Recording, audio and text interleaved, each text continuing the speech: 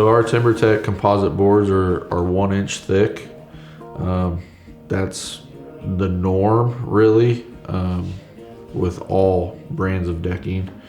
There's a porch collection that's tongue and groove boards. Those can be a little bit thinner, but they're not designed, they're designed for front porches. Obviously, you're gonna spend more time and have more weight on a deck, grilling, hanging out, eating evening dinner, than you probably would be on a front porch. So it's a durable product, probably not susceptible to a lot of weight on a continuous basis like a deck board. So thickness does not affect the durability. TimberTech has some boards that are scalloped on the back side of the board.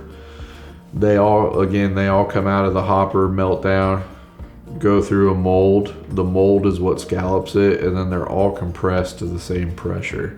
So the scalloped boards tend to be more cost effective because that little bit of material you pull out of every board allows you to produce, more boards out of each batch. Thickness does not affect the durability, providing, you don't have a lot of weight on the thinner boards for a longer amount of time.